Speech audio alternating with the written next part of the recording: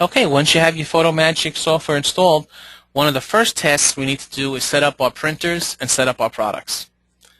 To access these menus, let's go to the Settings tab on the top left. And then once that is set, we're going to open up a second window that has several tabs across the top. And on the far right is the Configure Printers tab. Okay? You can have 1, 2, 3, as many printers as you want hooked up to PhotoMagic.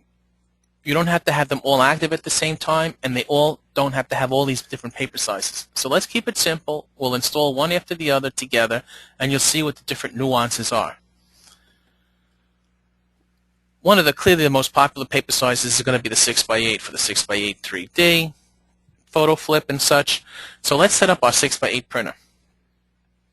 To make this simple, by the way, I've renamed my printers Printer 1, Printer 2, Printer 3. In your case, it might be Sony, HP, Mitsubishi, whatever. But here we got it simple. Printer 1, Printer 2, and Printer 3. To add a printer, it's simple. Choose the printer that you're going to use, hit Add Printer.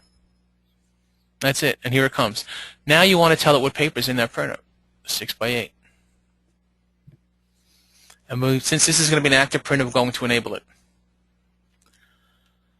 The second case here is Photo Flip is a very popular product, and the predominant size is 5x7. And unless you have a specific 5x7 paper and a specific 5x7 printer, you need to assign the printer that's going to do the photo flip. In this case, the logical choice would be the 6x8. So what we're going to do here is I'm going to use that same printer 1. Even though it's got 6x8 paper, I'm going to add it again, but this time I'm going to say it's 5x7.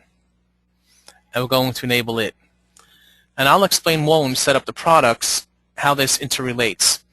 But that's my photo flip, and that's my 6x8 printer. You can have more than one printer hooked up to your system, and many folks might have an 8x10, 4x6 printer.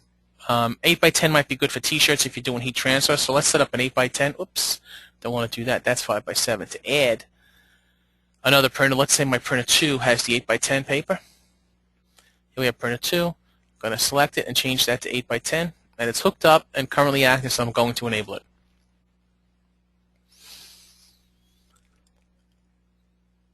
Lastly, to show you a little bit more versatility, printer 2 might also have the ability to take 4x6 paper as well as 8x10, depending on the event that you're doing. So what you would do is you would add printer 2 again, and we would change it to 4x6. Now, here we have printer 2 twice, 4x6 and 8x10. If you're doing an event where 8x10 is in the tray, that's the one you want enabled. You're not using it for 4x6. Don't check it. If it's an event where you're doing 4x6s and not 8x10s, see that? Just change it around. The only time generally that you should have one printer enabled twice is if the printer truly can do 2 different size papers at one time, and it knows how to handle that when PhotoMagic sends it to the printer, is when you have the 5x7 on the 6x8. And you're doing photo flip. Okay? Other than that, the other printers should be enabled with the proper paper size. So in this particular case, as we go on to configure products, we have the 8x10 as our transfer paper, doing mouse pads and t-shirts and posters. And just to show you how many printers you can get, you can keep going. Let's add a printer 3, and let's add that printer. And let's say that printer has the small 3.5x5 size that you're going to enable.